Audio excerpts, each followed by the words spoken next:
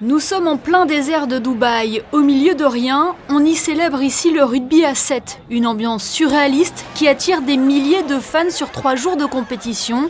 Après un World Rugby 7 Series à huis clos l'an dernier, les meilleures équipes étaient présentes pour cette étape incontournable du circuit mondial.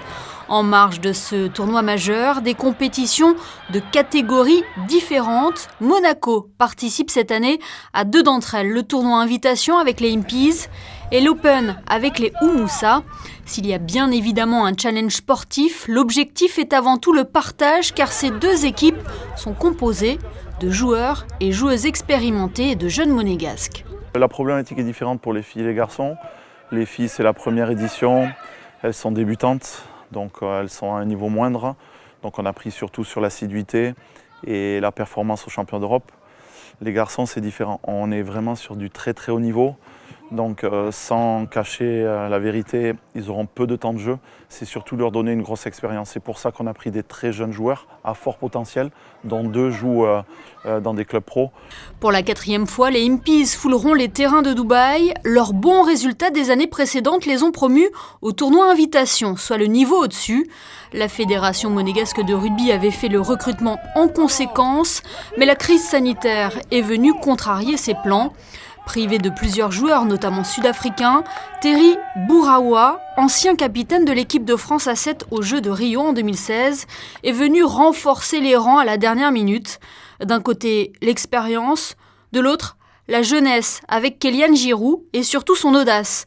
À tout juste 17 ans, il offre le nul à son équipe dans les toutes dernières secondes pour le premier match et pas face à n'importe qui, les champions olympiques 2016, les Fidji. C'est pas tous les jours qu'on joue contre des anciens champions olympiques, donc voilà, plutôt surpris, pas surpris du résultat, mais on a franchement posé une vraiment belle résistance par rapport aux standards des gars qu'on avait en face.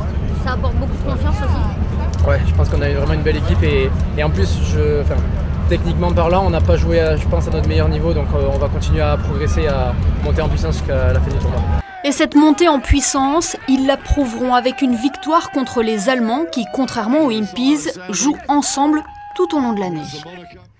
Chez les Houmoussa, l'entrée en compétition se déroule parfaitement. 0 essai encaissé sur les 2 premiers matchs. Les filles ont trouvé rapidement leur repère.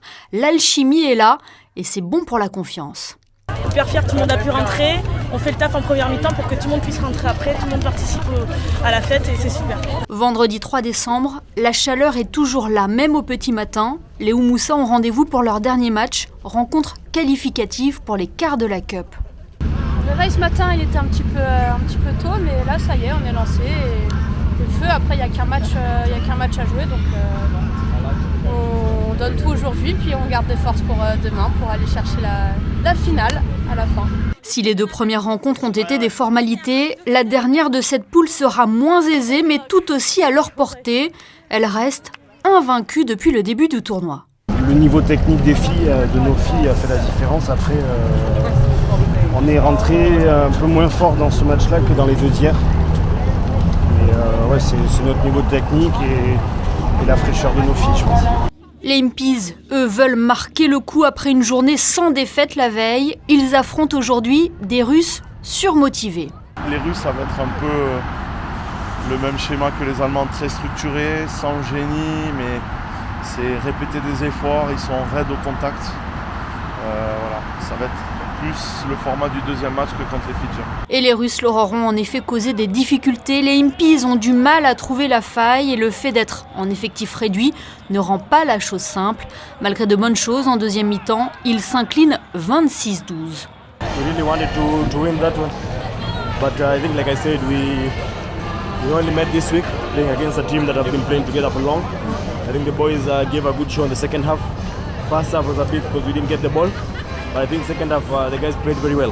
Malgré cela, les Impies accèdent à la consolante. Nouvel objectif maintenant, remporter la Shield, même si cela n'était pas le trophée convoité.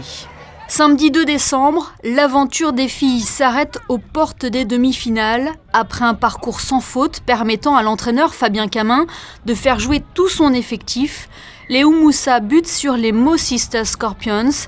Grosse déception, elles qui espéraient aller plus loin pour leur première participation.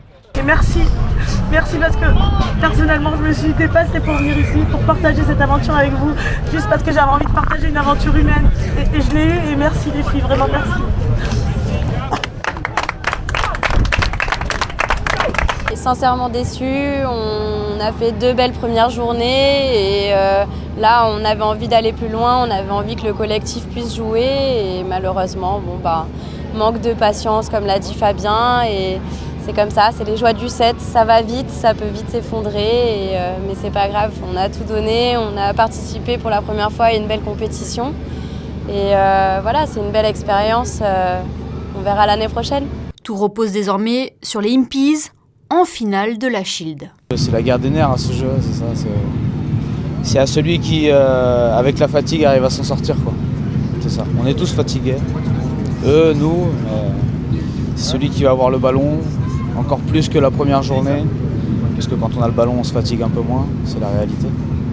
Donc on verra. L'effectif diminué, l'absence du capitaine Matt Turner, un banc réduit, la finale sera compliquée pour les joueurs de Nicolas Bonnet et de Thibaut Giroud.